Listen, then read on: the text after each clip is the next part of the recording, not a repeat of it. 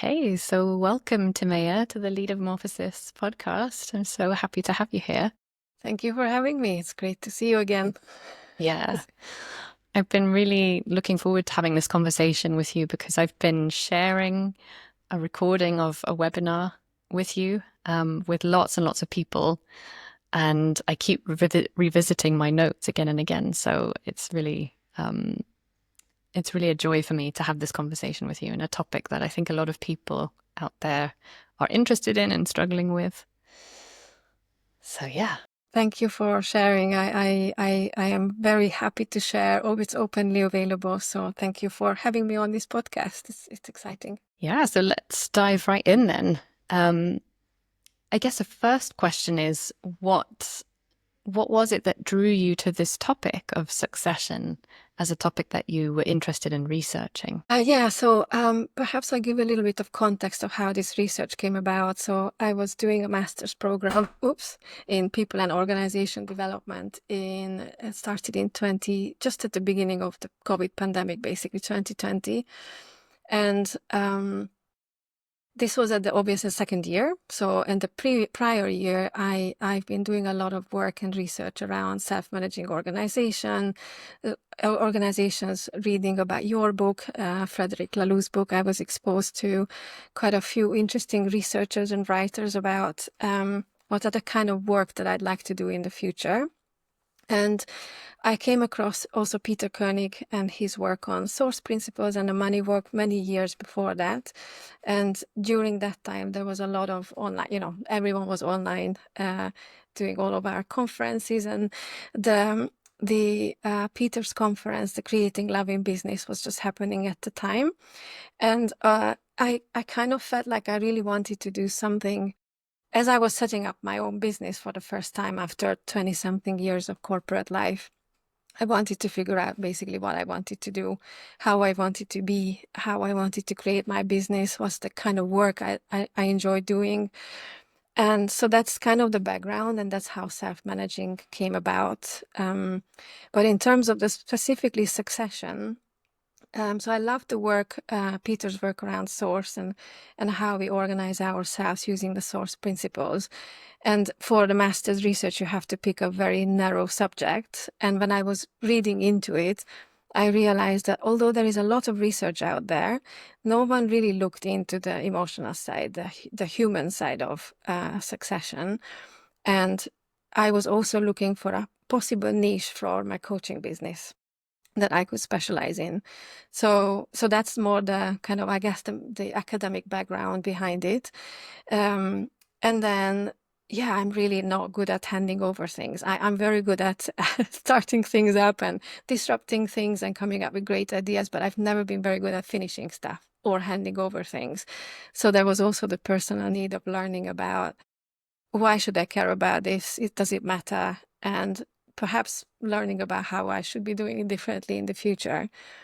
And notwithstanding the fact that having worked, I don't know, in 3 large American corporates, no one ever does any handover, really. There's so much knowledge get lost. And I've been at the receiving end of either not being handed over to or not handing over things. And then the several months it takes to pick up your role afterwards.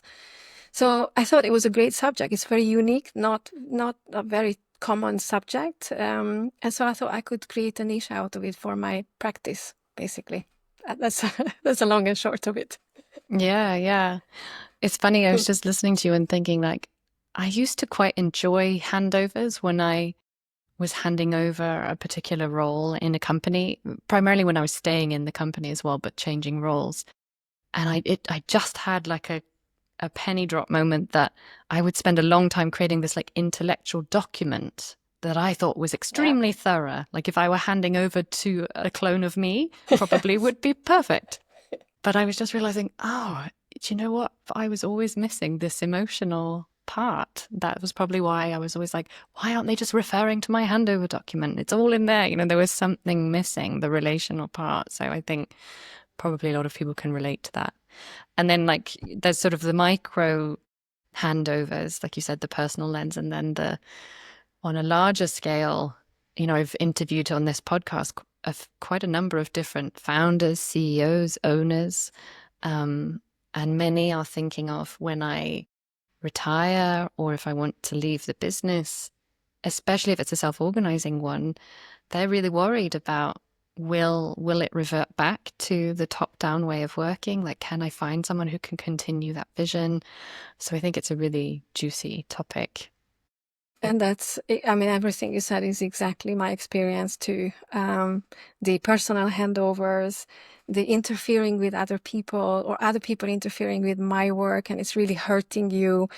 But then there's also the, actually, yeah, the founders, family businesses, you pour your heart into the thing you create and then what happens after. And it is a real thing. And, well, I don't know if you want to talk about that now, but I have done, because of the research of the financial implications of that for various countries and the European Union. It's like, I didn't realize just how large percentage of businesses depend on small, medium-sized businesses, which they often don't get handed over well, and they actually fizzle out.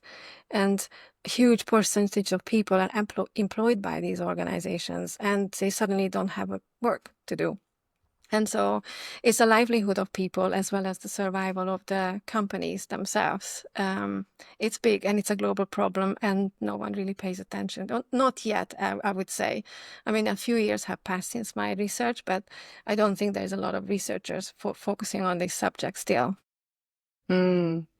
Yeah, that's so true. I also think about organizations that I've spoken to, for example, where they tell me, this is the third CEO we've had in 2 years or something. And you think, oh my gosh, like the amount of lost energy and knowledge and the expense of that and the emotional toll of that, like this is big, right? It is huge. Yeah, I've been working with a couple of clients where somehow they're not able to make the right kind of hiring decisions, and you keep having that churn, and it's cost so much energy for the employees, the organizations. It's constant change, and everyone comes with a new idea and lasts for a year, and then another year later, someone else. It's it takes a toll, a lot of toll on people. Mm. Mm. I remember also when we chatted the other week, you were saying that as well as like lost knowledge and a kind of literal cost, you also use this phrase, I was looking back in my notes, of like walking zombies too, that if it's not a successful handover, or when someone inherits something that they didn't really want to take on, then there's sort of the energy is not there, and so they're kind of reluctant, and the walking zombie metaphor is so strong, I think, of like, again, like wasted energy, or like that there could have been someone who might have been really energized by that. Yeah, exactly. And I've been falling trap of it myself, and I've seen a lot of my colleagues when they end up taking on a role that is they feel like they have to, for various reasons. It might impact my career if I don't do it. It's a now or never. I had a couple of the interview participants who talked about this as in their family business handovers as well. And it's just kind of that energy. You lose that energy. There is no more flow. There is no love going on, and so it's just dragging a donkey. Like it's really hard work for everyone, for themselves and everyone else around them. I have a whole bunch of colleagues who are like waiting for retirement. Mm. It's like, oh my God, can you just go and find something that you enjoy? And yeah, they're waiting for that final money drop to come, and then they can leave afterwards for some magic to happen. But a lot of people are conditioned actually for this kind of thinking as well. So they don't allow themselves to find the joy, finding the joy of work. They don't actually know what that is. So that's a whole other conversation for another time. But yeah. Yeah. And I guess also I'm thinking about me. I'm a bit of a people pleaser. I like to be useful. So I am definitely trying to learn when to say yes and when it's actually better for everyone involved for me to say no if it's not something that energizes me, but it's something that I think I should do, or I don't want to let someone down. In the end, it hurts everyone, I find. Yeah, me too. I'm there with you on the learning path to saying no. No is a full sentence. Yeah. It's easy. Yeah, I remember when Frederick Laloux and I started exchanging emails, sometimes I would ask him things and he would say, "It's a gentle no from me."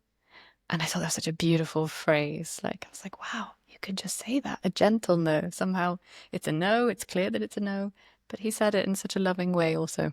Oh, I'm gonna borrow that. That's a good Yeah, idea. Thank you. It's a gentle no. Thank you very much. yeah, yeah.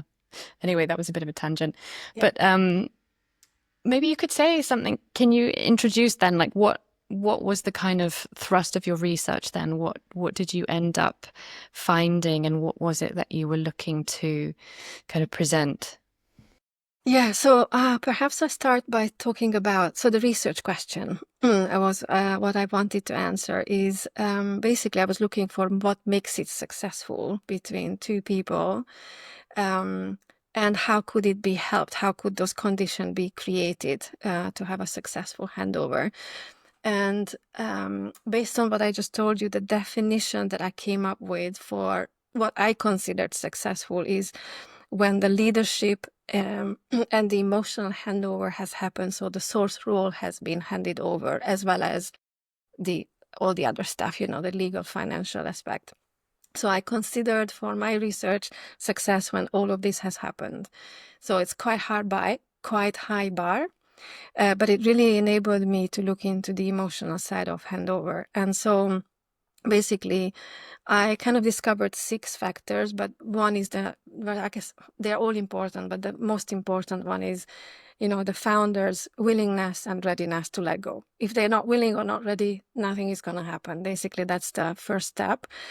And then all the other kind of factors are supporting of the founder's readiness or willingness or both. And I guess the key aspect, so I can walk you through quickly, but people can also watch some of the other videos on my website. But the center in my little drawing, I have love. I call it the flow of exchange, and I will explain what that means in a minute. Values alignment between the founder and their successor. There is the successor willingness and readiness is equally as important as the founder. Then there is the founder's relationship with their project or their organization, which was one of the most touching part of the research. We can talk about that later. And then how the successor is being selected. That was the final piece. And they are all equally sort of playing a part. And I kind of described the readiness between the founder and the successor is like a beautiful dance, and it's like an upward moving spiral that they sort of building that readiness and relationship until everyone is ready, and it just sort of happens in a loving way. And if that energy exchange or flow that isn't there, then it's not happening. Basically, that's the blockage. So I kind of, as either flow or there is block between the two people. And yeah, so the central notion is, I kind of abbreviated it to love, but love is courageous word for organizations. So I often use interchangeably. It's like the natural flow of exchange between two people that is voluntary without any coercion, and the handover happens in a loving way. So that's the definition for it. But it's basically love, what we're talking about here, but sometimes people shy away from the word. So so I use it more.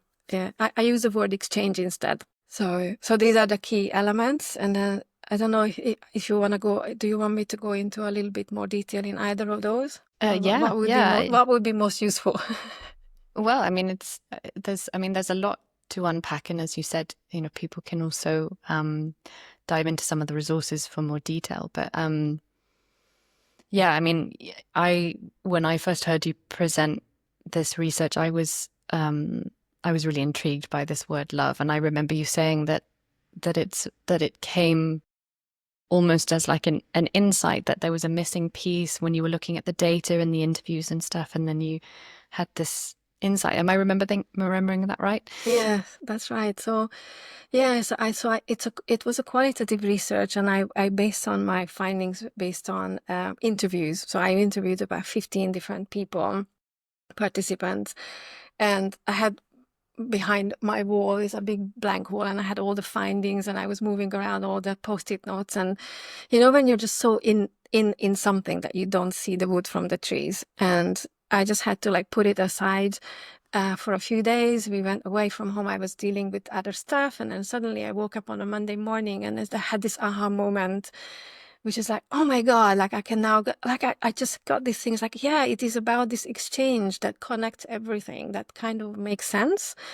And that aha moment was like, actually came almost at the very end. I was almost writing my final draft that I was going to send it in. And I was thinking, oh my God, this completely changed the way how I looked at the whole thing. So I kind of rewritten the whole paper at that point. It just makes sense to me. So basically all the others are connected with this flow of exchange. And if that love or exchange isn't present, none of the others worked, basically. I don't know if that makes sense. So yeah, and so that made that as a center point, and then now it makes sense. It was easy to explain. And it also is the piece that resonates with people. So when I talk about it with founders or people who created projects, whatever, even holiday plans, you resonate with this idea. Or if they don't, they're not going to get it. Like there is no point talking about it. So it's either like a bit of a Marmite situation. You either love it or you hate it. So either people get it or they don't. And then it's no point trying. But when it does resonate, it's like, wow, yeah, it completely makes sense. I feel the same. And I was doing exactly the same when I was handing over. So yeah, so then it just clicked for me too. Mm. Yeah, it resonated with me a lot when I heard that, and it made sense because so many people, I guess, approach, bringing in a new CEO, for example, as like it's any other recruitment exercise. Yeah. We either looking internally or externally, it's like, right, we're looking for the right experience and we're looking for this and this. But it makes so much sense that it is bigger than that when someone has a vision and they are, creating a culture just by how they're being. It made total sense to me that, of course, it's not just an intellectual exercise. It's not just about someone's resume. It's a relational exchange. It's like a handing over of something energetic, Yeah. and it maybe people listening are thinking that this all sounds quite woo-woo, maybe not given the kind of demographic of my listeners, but it just makes sense, right? It's especially when people have had a very strong influence on the culture and very strong, the vision is almost like inextricably linked to them. Yeah. This is why, so I think we should talk about the word source as well, perhaps, just as a reminder. So the work source comes from Peter Koenig, who you interviewed back in 2020, I think. And I used his work. I relied on that work. So basically a source is a person who takes the first vulnerable step to create something, whether it's project, a holiday plan, an organization, whatever. And that vulnerable step is, right, I'm going to do it and I'm going to ask someone for help, or I'm going to ask for money, or whatever. It's vulnerable because people can say no, and then you need to deal with that let down. And that is the person who becomes a source. And they are the only person in that endeavor who has the vision, who knows exactly what they wanted. They had the imagination, and they also had that connection to that inspiration or energetic source where that inspiration comes from. That they are the only people who have it, basically.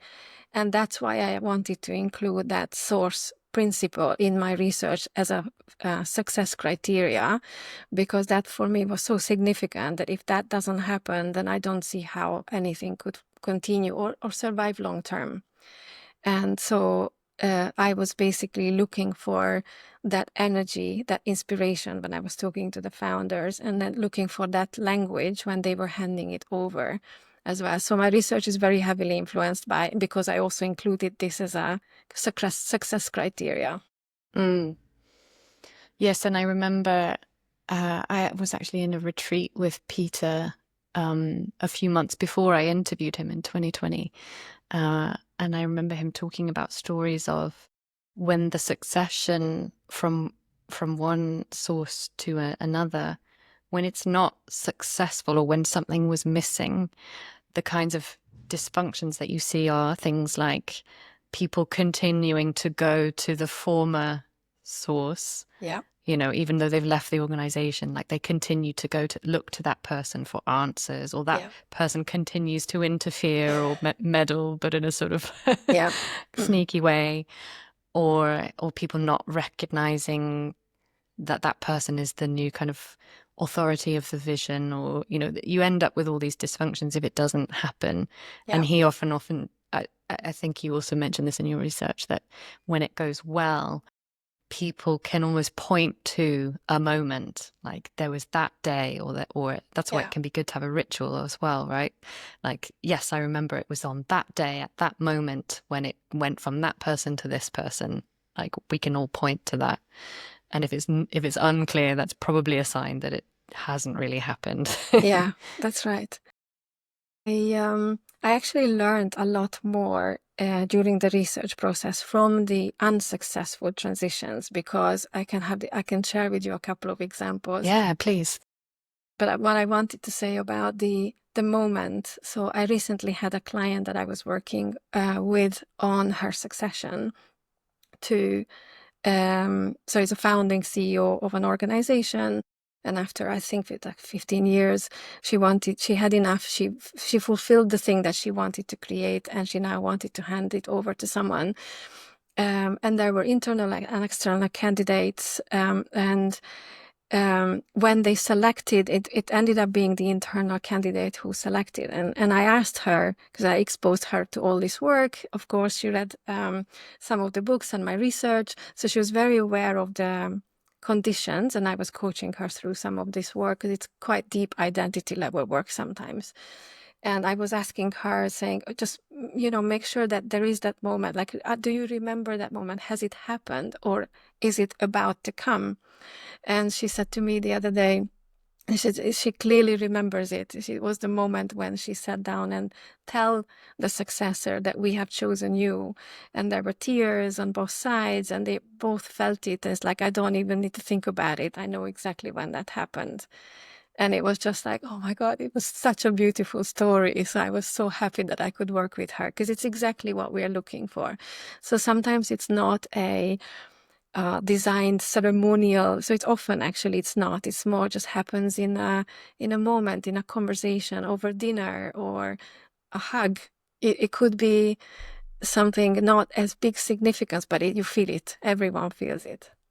Yeah, and I imagine it must be like that it's not necessarily just like signing a contract or something like that. It is like an emotional thing. Like, yes, it's almost like the weight of that thing has gone transferred from me to them, and I trust that they've got it. Exactly. And I can let go, Yeah, exactly. And then there is the opposites, of course, as well, which I had a really great client in one of my interviews. So it wasn't a client, it was one of my interview participants, who was talking about actually 3 generations of unsuccessful succession. He was at the time the kind of the owner or co-owner of a Belgian insurance company. And the company was founded by his grandfather just after the Second World War.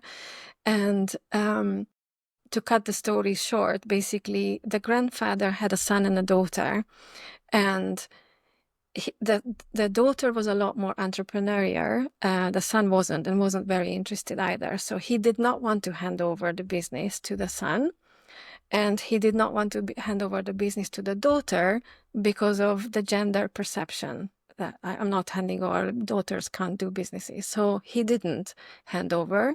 In fact, what he did say to both children to carry on with the business, set them up for a major fight, which ended up in a whole bunch of litigation and just a lot of, angst and fear. There was loads of, as you can imagine. So they were fighting over each other. And then the founder died. So he basically took the source energy with him. In effect, the daughter carried on with the business, and the energy wasn't there really. And so when she then had 2 sons, one of Erwin, who was my interview participant, and his brother. And when it came to handing over the business to them, she couldn't decide which child to hand it over to. As a motherly love, I can't make a decision between my two children. So she also didn't. What then ended up happening is that they ended up selling the business to another company.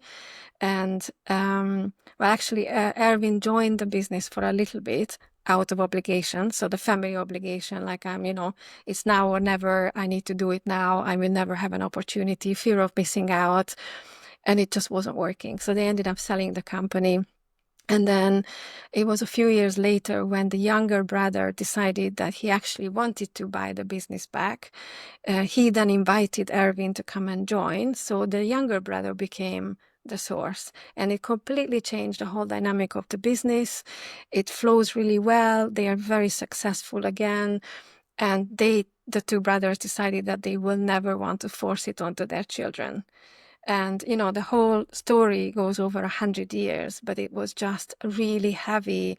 The whole business practices, everything was just really hard work. And you could feel the shift as he was describing the unsuccessful transitions. And it was so amazing to learn. So this is where I learned a lot about the values alignment between, the parents and the children, also the attachment to the company, the readiness of the successor, and also the reason why they might want to join in. If it was out of obligation, it just was never going to work.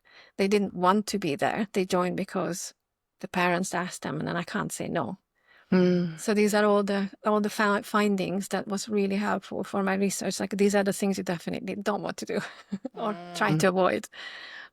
What was it in the end that shifted it or kind of ended that family cycle then with the younger brother? Was it so they had sold it and then it was almost like a moment of agency where he then went, actually, exactly. I'm choosing to step in. Yeah. Exactly, that's what happened. Yeah. So he decided actually they really enjoyed it. They liked the work, and then he put his agency forward, and it's like, now I'm deciding I want to do it. And then he asked the brother, "Do you want to come and join me?" And that completely shifted the whole energy. And then now they set up the right kind of company structure, the right flow. They have the right level and the role in the company. So Erwin is not the source. He knows it's the brother who is the source. And since then, he was also exposed to the source work so that we could actually speak this language. And he said it was really hard for a really long time. It took them a lot of wrestling with it all to figure all this stuff out. And one area of research that I think is still missing is what happens when the founder dies and takes the source with them. That would be quite interesting. I don't think anyone has really looked into that. What happens then? I always imagine it as a torch that you put down and waiting for someone to pick it up, as a metaphor. So the younger brother, in case, picked up the little sort of twinkling of a tiny light that you could do something with. And then Yeah. It's so interesting. One of the things that I was remembering about your research was these commitment types that you mentioned in terms of like the successor readiness and kind of making sure that it's really like a chosen choice. I'm just going to look at my notes about this. I've got some really good technical words. Yeah, I remember it was like effective, normative. There was like these different commitment types. And I thought that was also just so relevant for people in self-managing organizations in general, in terms of like, breaking this dynamic of like the employed mindset. And it becomes so much more about internal locus of control and commitment, and how do you create accountability without coercion. So I thought that was a really interesting insight, the different commitment types. Yeah, and so this also really felt so important to me to find that, because one of the things that I did decide for my coaching practice, that I want to help people to find what they love, what they want to do, to get their agency and their empowerment, and really reconnect with that. And basically, it's like you can hear it in the language when people talk about I should do, or I have to, or I need to do it. These are all the words that you need to catch this basically as a coach. These are the words that I cannot unhear it. And these are the things when there is some kind of a pressure, either internal or external. And these are the commitment types basically that we're referring to. And then I work with them to change it into, so what will make it that I want to, or I will, or I would love to. So what does need to happen in order for you to be able to say that? And then sometimes we spend several hours coaching on this, of course. But yeah, so this is where, when I now coach founders and successors, I look for these. Like, are you really interested in doing this? And there was one, it was a really interesting, I'm just kind of remembering some of the examples in the interview process. There was a lady who, I called her Regina. These are all fake names, of course, not the real participant names. And she was taking over her father's logistics business. And the father has worked in this business for, I don't know, 40 years, 50 years. And she grew up with this business. And she told me how many hours of coaching and mentoring they spent together with an external kind of consultant, helping them to figure out that this is really what she wanted to do. And is it really what I want to do? And is there anything in that I don't want to do? So she did talk about some of those details. So that kind of underlined for me how important that I now want it. And when you really want it as a successor, the founders will feel that, because if you are doing it because of out of obligation, they feel like, well, why would I, trust my little baby onto your care if you're just doing it because you have to? And so that doesn't work. That's why the founders will never be ready to hand over when you come with this kind of feelings, basically. So it was a really important, really important. So these are the things now I look for when I coach people. It's like, do you want it? Do you really, really want it? And if you don't, let's be honest about it. And then go back and talk to your founder that you're not ready. And why are you not ready? Yeah, exactly. Yeah. Or in order to give like a wholehearted yes, I would need to voice these concerns, or I would need to get a clarification on this, whatever it might be, to really be thorough Yeah. about that, right? And to really, yeah, be congruent, I guess, in the kind of commitment you're able or willing to give. Yeah, exactly. And that's where the readiness, the both readiness kind of grows together. So as the potential successor at this point gets ready, working this stuff out for themselves, the readiness grows with the founder too, until they both feel like, okay, now we are both ready. And then it's sort of magic happens. Yeah. There was one person, a founder of a company, who was wanting to hand it over, that I met for a coffee with, and I shared the recording of your webinar with him, and he found it so helpful. And he, as a result of that, over the last, I think it's like of the last year or so, just started having conversations with people that he could identify as potential successes. And in his case, he realized that it might be breaking down different parts. Like one might be taking over the source role, but another might be taking over this part, and they had different needs or different strengths. But starting to have those conversations and having an awareness of these different success factors and this emotional component really resonated with him. He found it so helpful. Oh, thank you. That's so nice to hear. Thank you. Because I often don't get feedback about where my work goes. It's really nice to hear when I hear these stories that it really helps people. So thank you for sharing that. Yeah, yeah. And I think I like thinking of it that way, as like a sequence of conversations. I almost imagine like going for walks with different people, and just like without rushing it, and each conversation yeah, I guess moving up that spiral, to use your metaphor, or Yeah. not, right? Depending on Yeah. whether there's readiness on both sides. Mm. Yeah, I think that, and I really like how you called it the heartfelt yes. My husband, about the saying no that we started the conversation with, my husband has this really brilliant way of holding me accountable for the yes or the no. So it's either a hell yes or it's a no. And it's so easy and so hard at the same time because of all the other obligations. We want to be nice, we want to be supportive, we want to be helpful, but actually we are not helpful if it's just a slightless concern and that you would lean towards a no. It needs to be a hell yes. I'm still practicing that sometimes. So I'm not saying I'm an expert, but I think we're all on the journey on this to really be truly honoring our needs and values and the kind of work you want to do. Yeah. Yeah, I'm on that journey too. I realized I had a useful distinction that I was being an automatic yes.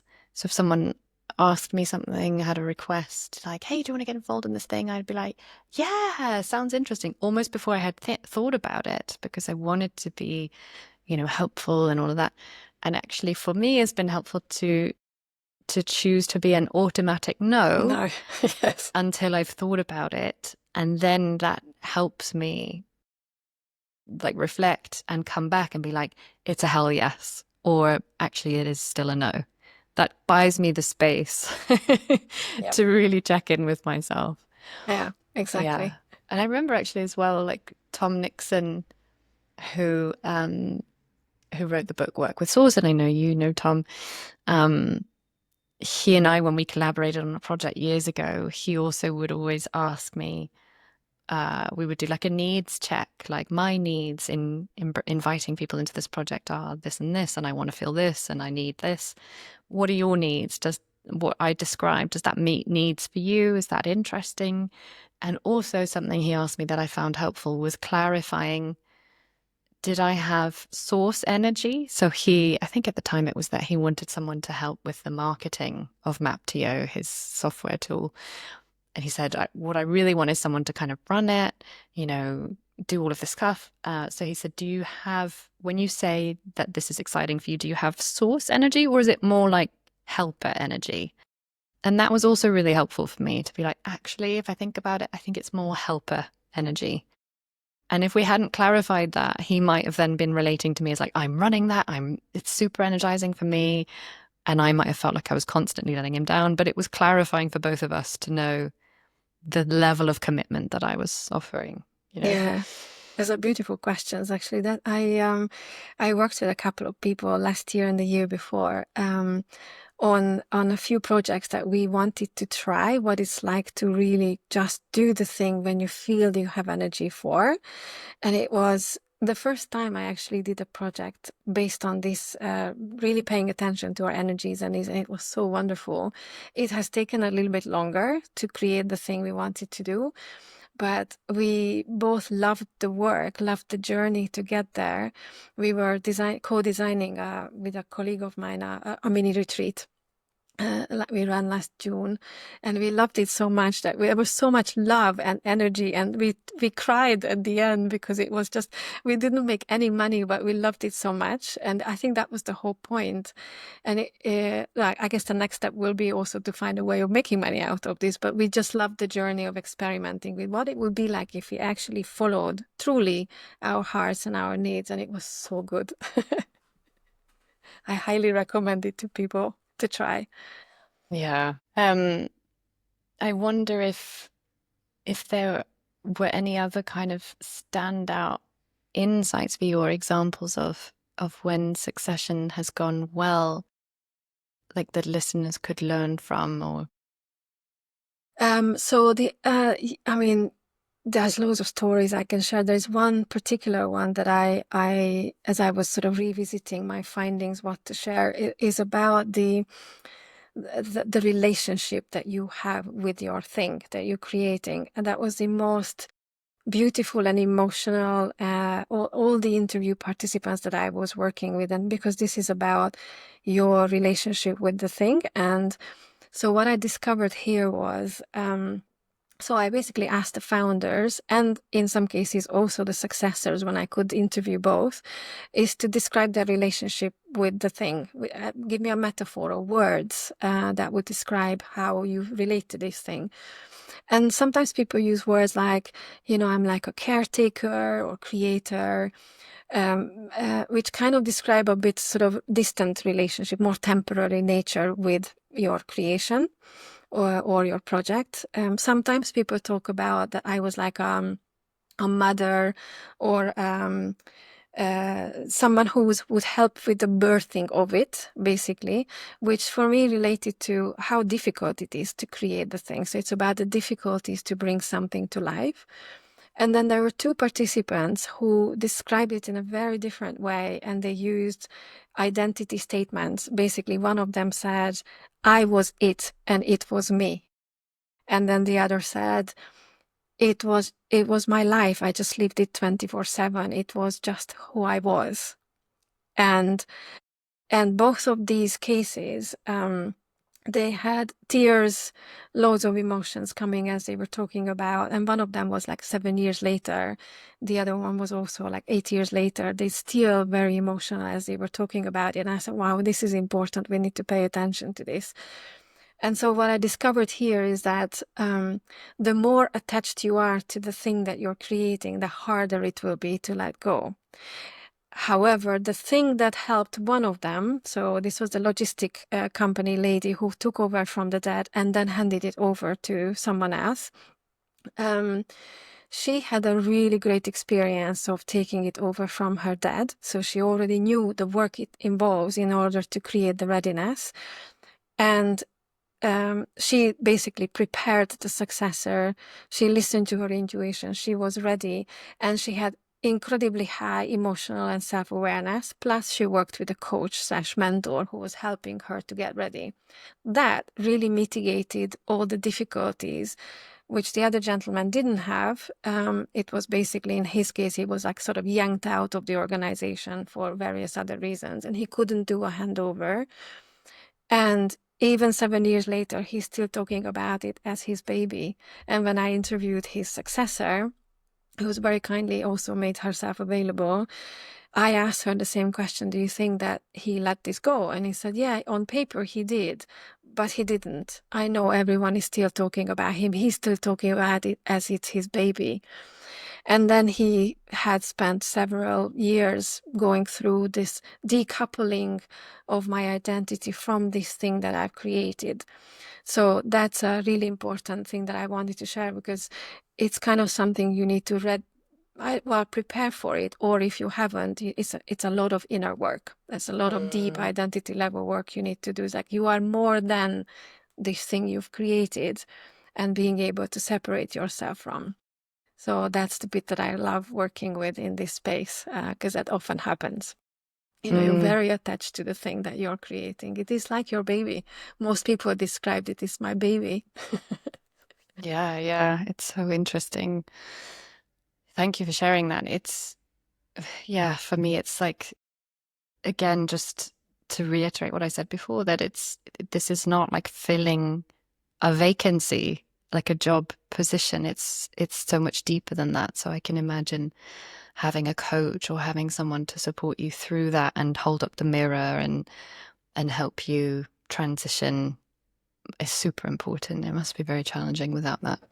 And it's important. So it's important for two reasons. One is so that the person who is handing over, for them personally, so that their energy is available for something else. Otherwise, they still stuck to this thing they created. And secondly, is because they still hold the source at this point. So it means that the source energy isn't handed over to anyone. So therefore, the energy isn't flowing. There is none of that inspiration, the intuition, the synchronicity. There is no one else is holding it. They receive still those messages for themselves and the intuition. Eventually, if it's a small business, and this is where then the beginning of our conversation becomes important. So why? It's because these companies basically die. Small, medium-sized businesses don't survive. Large percentage, like over 75%, they don't survive to the second generation. And I think it's only 5% who survive to the third generation. Very small. This is why it's significant. And if they do survive, because let's say it's a larger organization, because they have more financial support, then it's all about that infighting, the constant competition for who takes the leadership, that also this unnecessary politics that's going on in an organization. That's when that happens. So when I'm called in to work with an organization like this, and I notice this, that is often, sometimes I don't have access yet to research where is the source work, but this is when I know it's got some kind of source problem here. Uh, and no, I don't always have access to sort out the, who is the source and do the detective work that's required to find it. But at least you know where to kind of feel into, and what can you do as an organization development consultant? How far can you take it without sorting out the root cause, basically, if that makes sense. Mm. Yeah, I know that I've spoken to both Peter and Tom about this kind of source lens can be quite provocative for a lot of people in the self-management, like self-organizing teal kind of movement, because it seems at odds with the idea of like a self-organizing system. So many people find it hard to reconcile. Like there's one person, one dictator, one supreme person.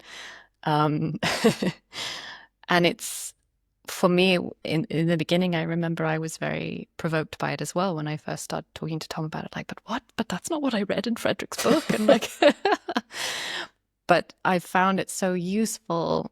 And again, I relate to it as a lens, and I know that Tom also talks about it that way. It's like a way of looking at Mhm. an organization, and there are other ways.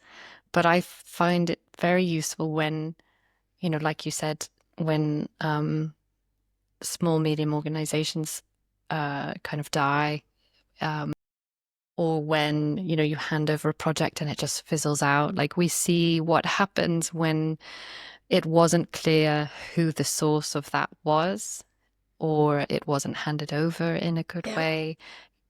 Tom talks about like creative entropy, Yeah. when it becomes unclear what is the vision, what is this.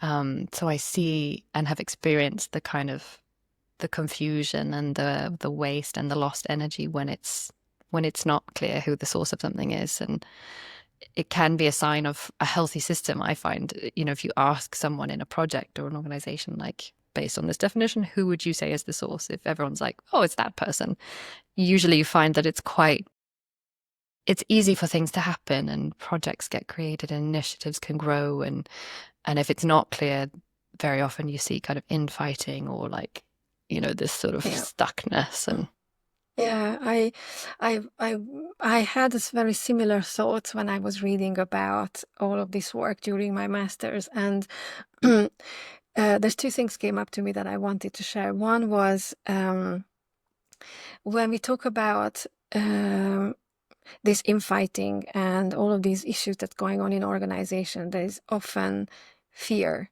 present, and if you can replace fear with love, then you create that flow of energy. So I often ask this question from my, teams that I work with. What's the leading feeling that you have here? And it end up being always fear or being scared of something. And what would it be like if it was love? And whether we're talking about succession or how they, manage a project or whatever. It's a really powerful question. So, the working with source, and I love Tom's book. I keep recommending it to everyone. Is basically if you could add the replacing of fear with love on top of doing the source work, it really helps to realign, because it's not then. So it's not against self-management. It's just expressing that love to the person who made that vulnerable step, and they do need a lot of help to create the thing they want to create. So do you want to take part or not? If you don't want to be here, then don't be here, go somewhere else. It's really simple, basically. And so yeah, it does, it then I also reconciled it with myself, and it does make a lot of sense. It explains a lot of things that happened with me in my corporate life as well. And I kind of wish I knew this a long time ago. I guess I wasn't ready, because I knew Peter a long time ago. I just wasn't ready for this kind of work. So the other thing I was going to share with you is a personal example of what happens when the source goes away. So I was working in a large American company, and I basically handed over my role, as you described, proper handover. For months. We were documenting, talking. It was going really well to my successor. And then she started the role. I think she was a couple of months in her role, maybe in the first 4 or 5 months. And then she suddenly passed away. But I knew when I handed over the source energy, when I handed it, I knew it was hers. And then they gave the job back to me. I could not do that work anymore. I just did not have the source with it. I didn't want it. And I took it because obligation. as we just described. And I ended up in that role for about a year and a half. And it was such hard work. I was dying. Every piece of my body just did not want to do it anymore. And then eventually I left the organization, partially because of this. And wouldn't have been wonderful to find someone in that role who would have loved to step into this with a lot of new energy and creativity, but there wasn't anyone in the organization at the time. And then since then, this part of the organization completely fizzled away. It's incredible. And it just explains a lot of stuff. As I said, I wish I learned about this many, many years ago. It would have probably made my life so much easier. Or even if it's not changing things, at least it explains a lot of things. Yeah, I resonate with that a lot. And it's so, yeah, I suppose like if you known this, like perhaps you might have recognized those signs and you thought maybe either not had taken it on, but helped them to recruit someone else, or quickly, put the wheels in motion to find someone to hand that role over to as quickly as possible, recognizing that the source energy was just not with you. Yeah, exactly. And this is why I kind of intrigued by what happens when someone dies and takes their source with them, because I had a personal experience on the receiving end, or the non-receiving end, I suppose. And then a couple of my interview participants talked about this as well. I think it's really interesting what happens with it afterwards. So far, I didn't see anywhere that they could. Well, I suppose that Belgian company, which we mentioned, after several generations, they picked up the torch again. But that grandfather who took the source energy with him just wasn't, it was not really, there was no life in the organization afterwards. It's really interesting. I wonder what, because sometimes death happens unexpectedly, but I wonder if, like, in the way that you do a will, if it's possible to have something like, if something should happen with me, like this would be the person that would be the successor, or like, and again, not in a like legal way, but in an emotional way, and to have those conversations always happening on the back burner. Or I don't know, I wonder what the process would be in order to sort of death-proof the source. Yeah, that's a great question. I guess maybe we could have a conversation with Tom and Peter about this, see what they think. I think it needs to be, well, from the way how I see it now, that source energy goes with them. There needs to be a new source with a new torch, and then they need to create something new with or without the thing that it was already there. Because it's an energetic thing. You can't do it in a legal piece of paper. So, and if you're not ready, you're not ready. So if the death happens before, right now, the way I understand and how I can imagine it, it would need to be a new source who comes with their new inspiration, and they might take parts and bits and parts of the organization or the project to continue to make it living. So yeah, I would say it would be it needs to be a new source with a new vision and a new thing. But I don't know, I'd love to hear what Peter and Tom thinks about this. Maybe they can let us know after listening to this podcast. Yeah. And then I wonder what the new source, what might differ in your criteria, if maybe there is still some, I mean, well, I think there is still some relational work perhaps to do there, but you don't have the other person in a corporeal form anymore. But well, so yeah, so they would be a new source, so they aren't a successor. right, okay. But they would then need to recreate and take whatever they feel like they need for their endeavor. Yeah, so I would not look at it in a succession then. They are a new source with a new project. That would feel good to me. That's that feels resonant, but I don't know. There might be some other ways of looking at it. Yeah. Yeah, because I know that Peter's talked about organizations where the source died, and in some cases for years or even decades later, he can still see that that person is still the source, even though they've been dead for years, kind of thing. So I wonder what needs to be in place for the new source to to truly create something new. Do you know what I mean? Yeah, so I guess there is another piece of work that I was exposed to after my master's, organizational relation system coaching, and we talk about ghosts in an organization, and ghosts could be events, past events, trauma, people passing away, leaving, and how you could honor that with a little sort of acknowledgement, a little ceremony or something, and take what they would have liked for you to keep, and don't take the things that aren't serving us anymore.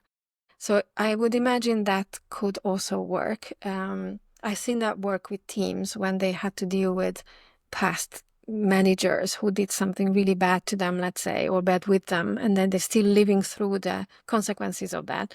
So dealing with that ghost event or person, there are some rituals you could do. So I would imagine that might be perhaps one way of helping the new source, or maybe several new sources, and then the project gets split into different parts. That could be also a thing that could happen. Yeah, but it's interesting to noodle on. I don't know. I guess I'd love to figure this out one day when we have an opportunity to figure this out with someone. Yeah, I like the idea of ghosts. It's a bit like, I get it sounds like a kind of a similar metaphor to what my colleagues and I talk about when we talk about moose heads, that they can either be present, but moose heads can also be something that happened in the past, a person, an Yep. incident, a dynamic. Sometimes it can have happened, decades or even a century ago, and it's still affecting the organization. And then you might need to investigate what's needed to kind of put that to rest. Yeah. Exactly. Yeah. Yeah. So where are you now? Because it was a couple of years ago, wasn't it now, that you published your research? Or Yeah, so it was in 2022 when we finished the master. So yeah, 3 years ago. Where I am now with this, so I had a couple of clients that I worked through as founders to hand over successfully their source role and the energy, which I'm very excited about. I don't, I mean, my research is available on my website. I'm very happily and lovingly share it with people. So I have been sharing it with a lot of coaches and OD practitioners, and it always, as I said, it's always, if it resonates, then people are really happy to share it like you do. And I'm just really happy for that to happen. I don't actively advertise it on LinkedIn because I do think that this isn't the work that you necessarily get via online marketing. This comes via recommendations and like word of mouth, basically. It's a very emotive, very personal subject. And so therefore, I don't know if I would ever, I would love to do more work in this space because I just really enjoy this type of deep level work. But I'm not going out there advertising it to, a lot of people.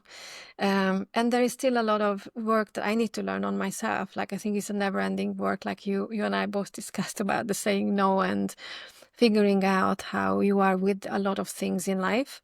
So I'm not an expert. I'm a practitioner, and it is one way of looking at succession. I think it is a useful way, but it's not the way. There are other ways of looking at it as well. So I always offer it tentatively to people, another lens, and that often helps.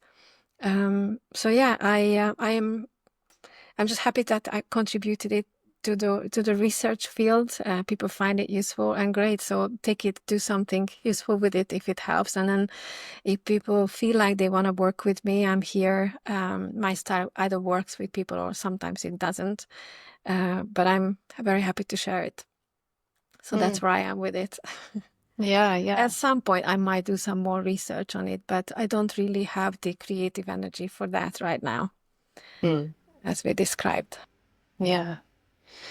And for anyone who's listening, I'm almost thinking like two different audiences that might be listening, and I wonder what piece of advice or invitation you might give them. So one would be someone listening to this now who is the source of an organization or a bigger initiative, let's say, and maybe thinking of wanting to hand it over at some point in the future. And the other is perhaps someone who is the source of something smaller, a project, or wanting to learn about, in a more micro setting, how might they be a better source or better at Mm. handovers? What would you say to each of those people as like a parting Um, wisdom? yeah, it's a great one. So for I guess founders, and also like these are like I have been doing this also with my clients. I always recommend the little red book of Source. It's a wonderful short book that gives you an overview of what Source energy is about, and also they can now look at my website. I have another recording which we did with Nadia when I presented a bit more detail. So just go and read it, and I think it gives you enough to kind of be aware of some of the things they might want to look out for. And for people who want to go deeper and want to be more practitioners or perhaps coaches or want to go a little bit deeper, there is, Tom's book that we mentioned, Work with Source. And then also Tom and Nadia developed a new online learning program that I think they're just launching in the next couple of months, I believe, where you can learn a lot more about Source. So I would definitely recommend to go back to the sources of some of this work. And I always also recommend, if people get excited, to meet with Peter, who is the source of this work, because Peter has such a wonderful energy and stories to share about some of this work, that you just go and have a chat with him. I don't know whether he will like me sending people to him, but I always suggest that, go back to the source and get the idea. And then I think it sort of shifts something, or at least understanding around this kind of work. And yeah, so I would say that on top of this, I mean, obviously I am biased because I'm a coach. That's what I do. I'm an executive coach. But people who are struggling with this, get some help, whether it's, and it's someone who doesn't have any interest in you being successful or unsuccessful, or someone impartial, a mentor, a coach, a consultant who can look at this with you more of an emotional way. And it doesn't have to be, most coaches who are trained well, they would do this kind of work as long as they are aware some of these principles, but you can read this. So get some help, basically. This is identity level work. It's very deep emotional work, and don't shy away from it. There's a lot of personal development work that needs to happen for founders to be able to hand over their projects. Whether it's small or big, it's the same kind of thing. And the awareness, once you are aware, then you can take different actions. So just creating that awareness is often enough. Have I answered your question? Yeah, thank you. There's Yeah. some great resources. I know also Nadia hosts these AMA Ask Me Anything sessions with Peter Koenig as well, doesn't Correct. she? That's So right. I can maybe share a link to those in the Yeah. chat. And then there are always really interesting sessions because every time someone brings different questions or he responds to what's going on in the world. And yeah, that's a good call. And actually, one other thing that just maybe it's one thing that just in terms of the actual learning of the factors, it's like, don't force anything or anyone into it if people don't want it, or you get a sense that it's an obligation. Like, I don't know, if I'm organizing holidays and I can't do it anymore, I want to hand it over to my husband, and I can see the reluctance, then don't force it, because it's just not going to work. It's like, let the other person be ready for the work that you want to hand over, or don't do it. It's much easier for everyone to just cancel or suspend or do it later. So to listen into that energy for both you and the person, I think is, I guess, perhaps the easiest one for everyone to apply, no matter how big or small the project is that you're working on. Yeah, that's wise advice. It's like to notice if there's resistance, if it feels forcing, if it's sort of like, ugh, Yeah. not to ignore that. Yeah. Is That's the telling you question something. exactly? It's like, do you want this? Like, want, love, rather than I should, I need to. So I think if you can answer that question, is it a hell yes? Then it's a no. Basically, it's really simple. Yeah. And I guess that goes the other way around too. If you're trying to hand something over and it feels like you can sort of sense it's not quite, it doesn't feel like that it's the exchange is flowing. It feels like there's something the other person's not saying, or, Yeah. not to ignore that either. Exactly. Yeah. And it's often said in a non-verbal way. Yes. Yeah. Yeah, that makes me think of I think it's in Percolab's generative decision making process where they say that can be helpful at the end to have people do like a visual confirmation of a consent. Because if people kind of go, if they hesitate with their hand a bit like, they can't quite do a congruent thumbs up, for example, that non-verbal cue is saying something, and that's worth Yeah. investigating. Nice. Nice. Well, is there anything else that you would like to say that you would regret if you hadn't had the chance to say in this conversation, or anything that's sitting with you as we start Mm. to wrap up? That's a great question. If I anything to regret, gosh, that's a big question. Suddenly, I'm like thinking, oh my God, I Pressure. need to think about something cool to say. Well, I guess I just perhaps a big thank you that I want to say to everyone who helped me to get onto this journey, like acknowledging the sources and the teachers and the practitioners that I worked with, including Peter, Tom, Nadia, Tash. Also for you to invite me to share this. All my master's program learning said that who were challenging us to write a good thesis. I'm just grateful for everyone's support. And I hope in a small way I contributed to this field, that we can move forward with something useful. So I guess just gratitude is what I want to say. So thank you for everyone, and thank you for you. It's my first podcast, and so thank you for having me. Yeah. Thank you for being here. And thank you for this work. As I said at the beginning, I've shared it with many people who have found it like an oasis in the desert, because I think people do feel like it is a big step emotionally, and it's vulnerable, and this feels like there isn't something out there like this, I think, and people really resonate with it. So thank you so much for putting it out into the world. Thank you.